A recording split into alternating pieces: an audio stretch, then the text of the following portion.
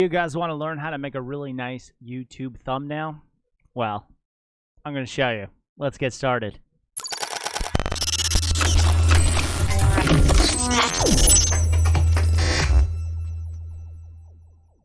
Welcome back to the channel, guys. My name is Kyle and I go by IamTripleG online. Today I'm going to show you how to do proper thumbnails for YouTube. And if you want, you can use them for your Twitch highlights. Oh, speaking of Twitch, I stream every Tuesday, Thursday, and Saturday. The link will be in the description below. Okay, so we are going to make a thumbnail for my latest YouTube video that was out last week. That makes sense? I'm a go-getter, so I do things. I do multiple at a time. The first thing you want to do for a good YouTube thumbnail is make it the correct size. So you want to go to your images and go to size, and the size is 1920 by 1080. It's big. It looks like the size of a screen. One thing that I have learned from YouTube is that you do not want to use the YouTube colors. So what I like to do is I like to merge two colors in one and kind of make it look cool. I've picked a pink and I've picked a green. So what I want to do is go to this little tab right here and click and then click. It's going to turn pink, but this thing you can do is you can drag. I like to drag it go top and I like to go bottom. Kind of like spreads it out, kind of looks cool. Now what we're going to do is add another layer, and we are going to add on this layer a border around the whole thing. I like to go rounded edges, and I like to make this go 20. Let's do like a weird purpley pink reddy thing. So basically, we have the thumbnail started. A lot of people were like, hey, well, that's the hardest part. Want to something? It is. Because now all I need to do is add a photo of myself, kind of text something, and it doesn't have to be like crazy either. I prep myself a little bit. I'm going to go grab myself a photo. This classic YouTube photo. Look at that, boys. I'm going to copy it, and then I'm going to go and go to paste into a new layer and keep the canvas size. Yeah, it's a little big, but that's okay. Get it a little bit to normal size. I'm gonna get me kind of sick, and then what I'm gonna do is I'm gonna crop out the random stuff. But here's the deal, it's not gonna work. The whole thing. I'm gonna have to erase some things. Oh, maybe not. Let's see. Boom, gone. There are some things I'm gonna have to erase myself, but that's okay. You just do that. After you've cleaned up a little bit, what you want to do is on this layer, I want to make myself pop. So I'm gonna go to objects and outline. As you can tell, it's a red outline right now. I don't want it the same color. I like to do a white one. Makes me look like I'm a piece of paper.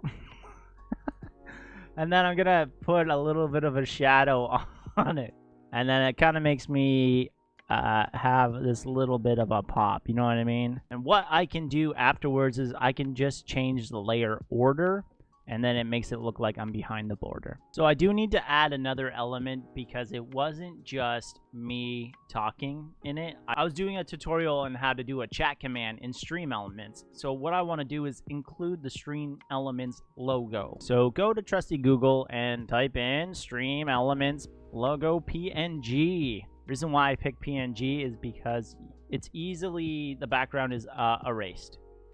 So what I want to do is find one that doesn't look like it's going to give me a hard time. We're going to go with this guy. I'm going to copy image, go back to our project, and then I'm going to paste into a new layer. I'm going to do the same thing like I did. I'm going to crop out, and see right here, it crops out the rocket. I have to manually erase around the rocket. All right, I never said I was an artist, but I erased around it, and now I'm going to, boom. Everything else should be okay. I'm going to delete. There's a little residual residue from my erasing, as you can tell right here. I'm going to just re-erase some of that stuff. Luckily, I don't have to do much. But either way, I'm going to outline this and add a shadow effect to it too, like I did myself. Let's add an outline. Boom. So it's outlined just like I am. If you want, you can add a shadow to it. That doesn't matter. It's whatever you really want to do. I like to do shadow thing. So I'm going to put this guy a little bit lower. So I need to add another layer. And we're going to pick a sick text. Just simple and nice. I found this really cool pixel one, and that's the one I kind of want to use. What I'm going to do is I'm going to also outline it and see how it looks. We might do a dark outline though. There you go. With this, you can actually angle things. So if I wanted to angle it like that, I have it basically cover the corner, have it down, and then I'm going to move my stream elements.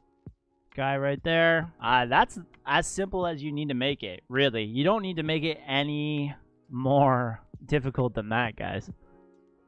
If you want to go the extra mile, add some other things like a shadow. Makes it pop a little more, as you can tell.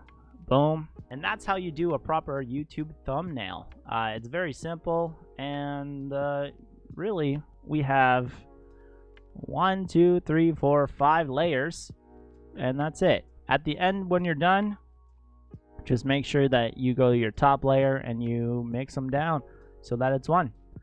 Go to File and Save As, whatever you want to save it as. Remember, with your thumbnails, you just gotta make them clean, nice, to the point, something that kind of like draws people in, you know what I mean? So dad jokes on your stream. Stream elements? What does that even mean? So you want to give them basically what your video is about, and kind of put elements of what you're going to be doing in that. So that last video I made was setting up chat commands on my stream elements for dad jokes. A big thanks for watching, guys. If you guys have any other cool tricks or tips about making YouTube thumbnails, let me know in the comments below. Leave a like and hit that subscribe button. Every subscribe helps. And you guys stay cool, stay weird, happy streaming, and that is it for today.